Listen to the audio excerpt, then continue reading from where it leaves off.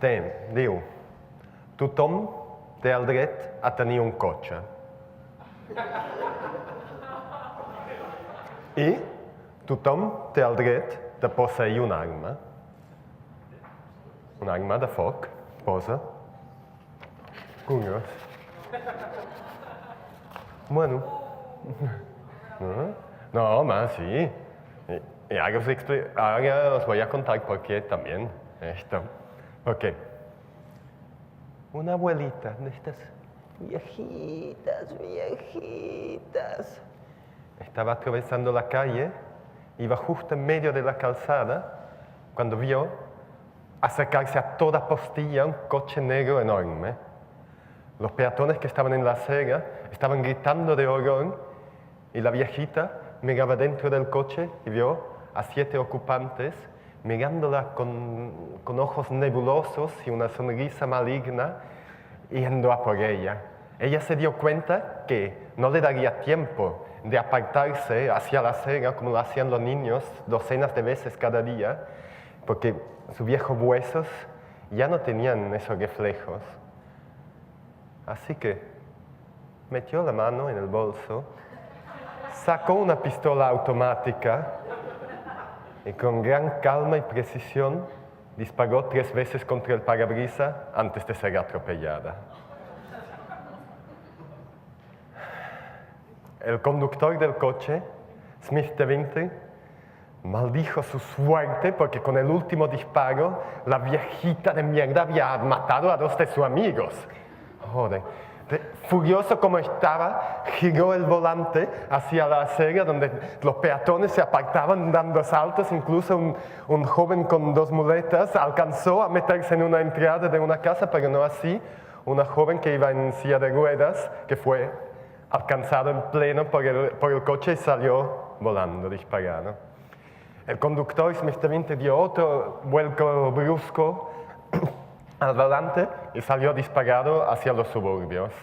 Dentro del coche, todos los amigos estaban furiosos porque, vale, al final habían alcanzado a empatar 2-2, pero no era eso el resultado deseado por todos. Y uno decía, vieja de mierda, tendría que estar prohibido que las viejas llevan armas. Otro, como odio los pies. Y todos en coro, ¡vivas las ruedas! Pues bien, en el entierro de la viejita y la joven de rueda, un predicador del odio recordó a su comuna la gloriosa ciudad de Los Ángeles, donde los peatones eran sacrosantos, incluso yendo por la calzada. Y les insistió de que esto no podía quedarse así, que había que hacer una marcha de protesta por los suburbios.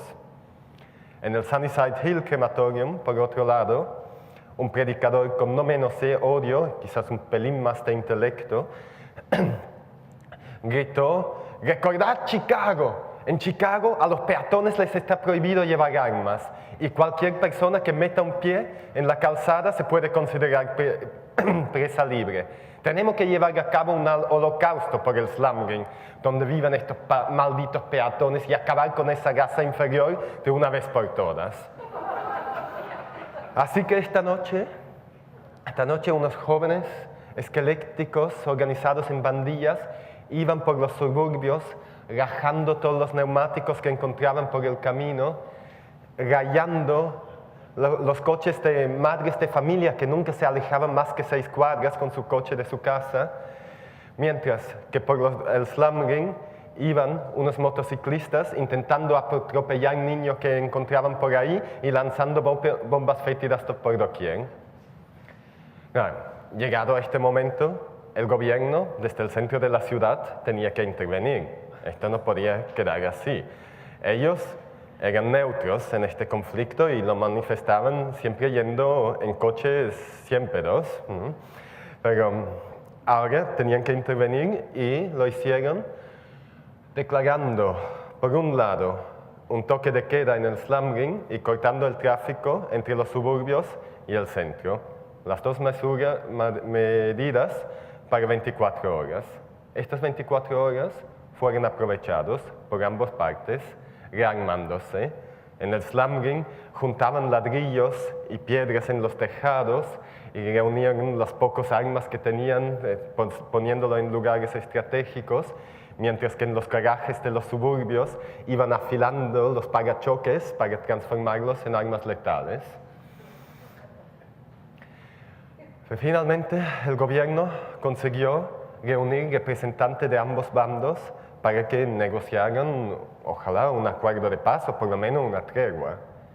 Pero el inicio de las negociaciones no fue muy esperanzador, digamos, porque estaban discutiendo sobre cosas como si el conductor había tocado el claxon 2 o 3 veces antes de atropellar a la vieja y cuántas ruedas habían penetrado en la acera al atropellar a la joven.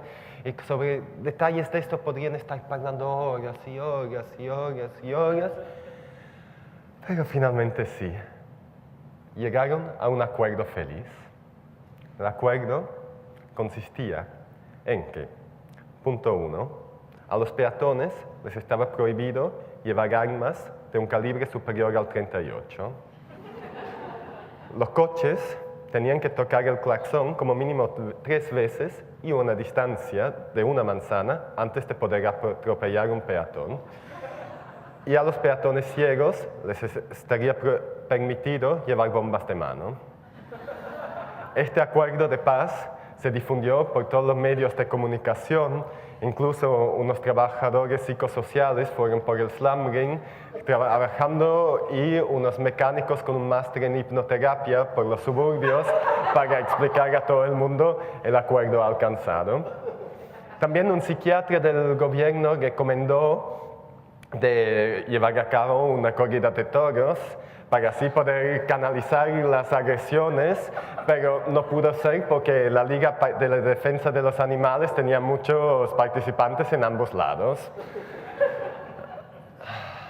Así que, pero igualmente gracias a todo ese trabajo hecho se llegó a por lo menos restablecer el status quo antes del accidente de tráfico antes.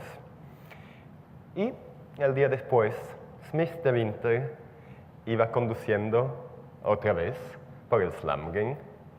De repente cayó un ladrillo sobre su tejado, una bala de un calibre inferior de 38 rebotó contra su parabrisas y él sonrió, se ató un pañuelo en el cuello y vio delante un grupo de niños jugando con un perro viejo.